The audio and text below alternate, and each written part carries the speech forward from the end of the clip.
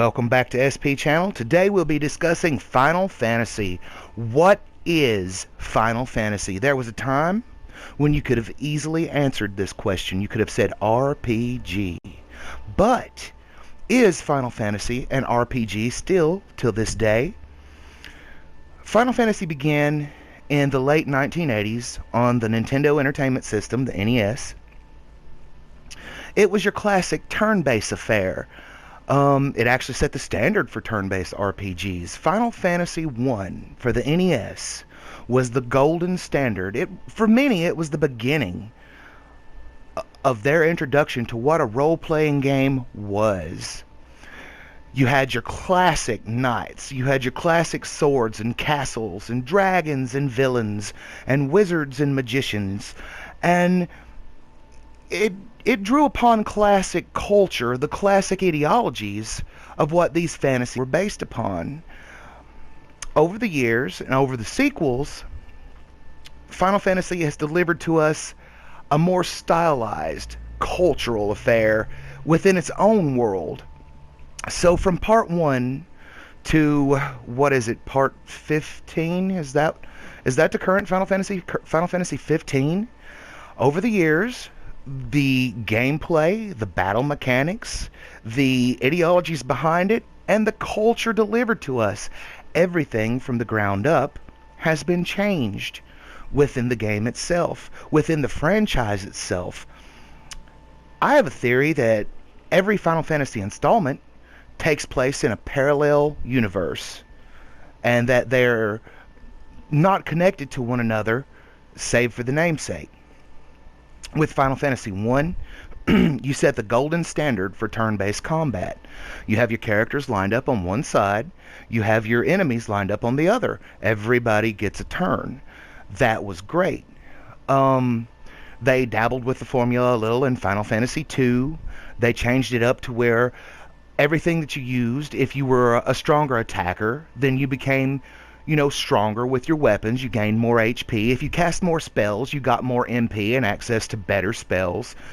It also introduced the very first notation system, where you would speak to people in the towns. They would give you a slight clue, and remember this clue, and this clue would help you furthermore down the road in another town when you spoke to someone else, and they're like, oh, you're familiar with such and such. Final Fantasy II was okay, but it was kind of a weak installment. It lacked depth and story.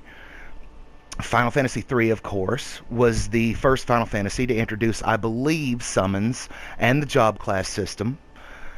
Then there's Final Fantasy IV, the first 16-bit Final Fantasy. It took place on the Super NES.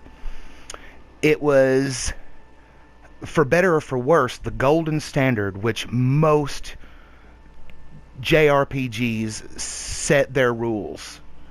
You had your set amount of health, you gained levels, you gained stats. As your level raised, you gained magic points, and as you became stronger and leveled up, you gained access to a various degree of higher ranking spells. Final Fantasy IV also possessed a very great story. It dwarfs any of the other stories in the series thus far, and it was pretty well the golden boy. Final Fantasy old school gamers that played the NES Final Fantasies will look back on Final Fantasy IV and say that was a shiny golden moment for the franchise. Then we move into Final Fantasy V, which was another of the 16-bit installments. Final Fantasy V tried to swap up the game style again. In Final Fantasy V, your characters can earn job classes as you progress through the story. You get these crystal shards, which allow you to pick your character and assign them a job class. It was a nice little game. It was a nice try, but it's one of the weaker installments in the series, if you ask me. Of course, then there's Final Fantasy VI. Final Fantasy VI was the last of the great 16-bit Final Fantasy games. It was the story that presented us with Loki and Celes and Edward and that Sasquatch guy, and there were mechs and there were magic and there were espers. It was great. It was a great installment, possibly the best of the 16-bit era of the Final Fantasies. In some people's opinion, I'm still leaning toward Final Fantasy IV. It had an excellent story. And of course, then there's Final Fantasy VII. Forgive me if I don't go on and on and on about Final Fantasy VII. It was great. It's a great game.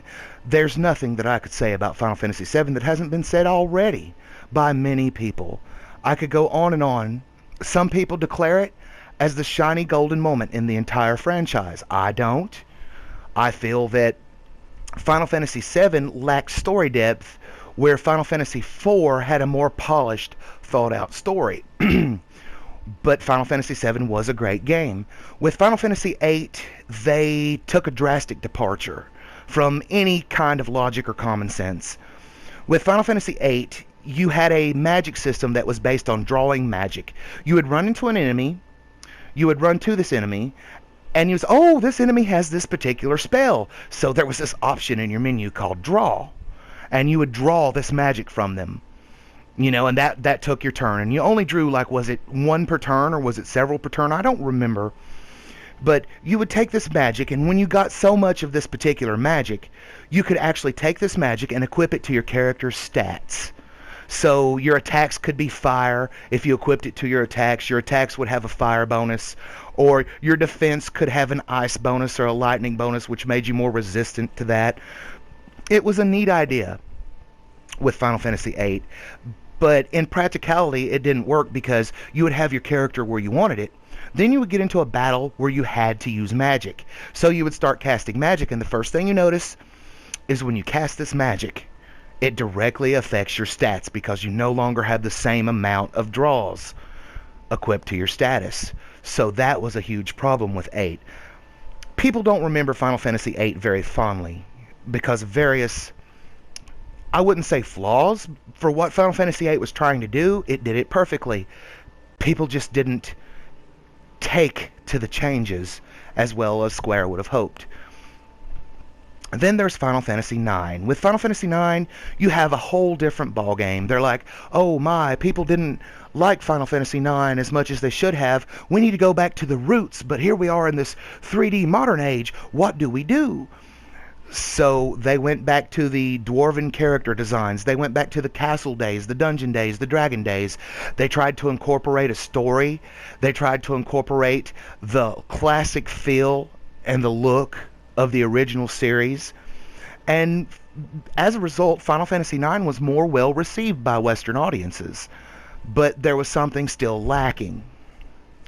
Then there's 10, or as everybody else likes to call it, Final Fantasy X.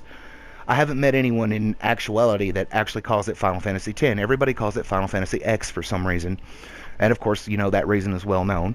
But Final Fantasy X was another great game. In many people's opinion, Final Fantasy X was a fan service to the fans, displaying everything that they could do at Squaresoft, displaying all the changes and tweaks that they have made. And they made a great game with Final Fantasy X. But after Final Fantasy X, there was a drastic departure from the series norms, and the series never came back. Here's an example. Final Fantasy XI. Final Fantasy XI was a massive multiplayer online RPG. It changed everything about the series. No longer was it a singular experience. No longer was it this story that you personally got immersed into. You had to share your experience with others. And in many cases, in a great many cases, if you wanted to progress in the game, you were dependent upon other people. You had to find real life people playing the game. Hey, could you join my party and help me do this or that or that? In a very straightforward kind of way, this dramatically slowed the pacing of the story. You could literally, in an MMO like Final Fantasy XI, spend weeks just leveling up your character and getting your character where you want your character to be. Then there was Final Fantasy 12. They decided, to continue the series. They were going to go back and back away from the MMO formula, but they didn't go back to the turn-based formula as we know it. It was kind of like an action turn-based hybrid, with Final Fantasy 12. I feel in the end that Final Fantasy 12 possessed a fairly decent story. The characters were likable, if not slightly generic. There's not a lot to say about 12. It was an okay game. It's a drastic departure from the Final Fantasies that we grew up with, but in its own right, it was okay. Then, of course, there was Final Fantasy 13. Final Fantasy 13, of course, was the one that had Lightning. Lightning was the female with the, I call her the female Cloud ripoff. If Cloud were a female, it would be Lightning. And here's the thing.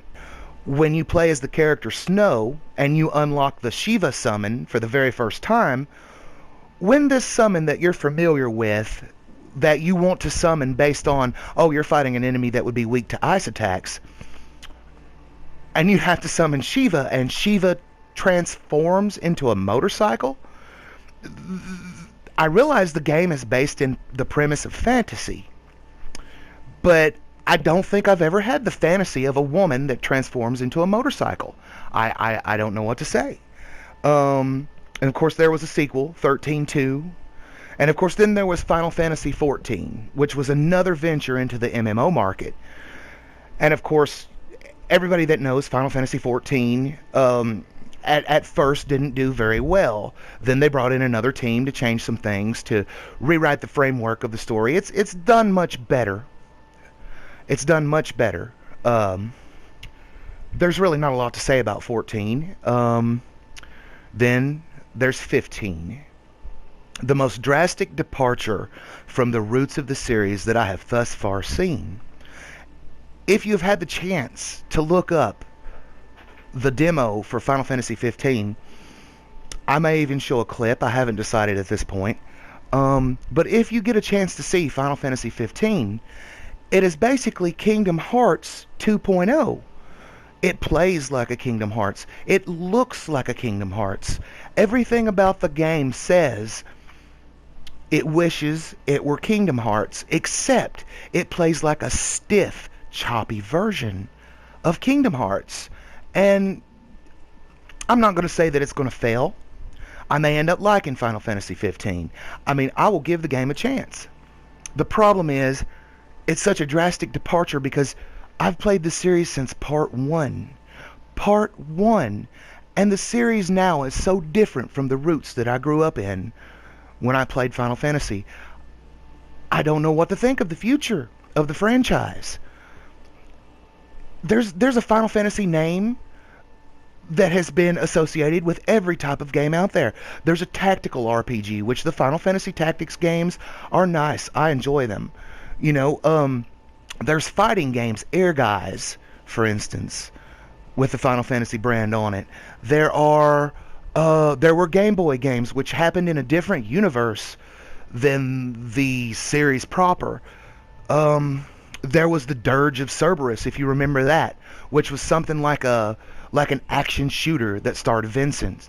Final Fantasy has changed so much over the years. Is it really such a sin to not enjoy the franchise as much as we did as children? It is not the same thing. No matter how much progress, no matter how much change, it's not the same formula that we originally were attracted to when we became fans. If you have anything to say, if you disagree with my comments, if you agree with my comments, let me know. Don't forget to leave a comment, rate and subscribe. We could always use the help around here. I don't feel Final Fantasy has the direction that it once had. It doesn't have the focus. It doesn't know what it's trying to do as a series. Maybe it never did.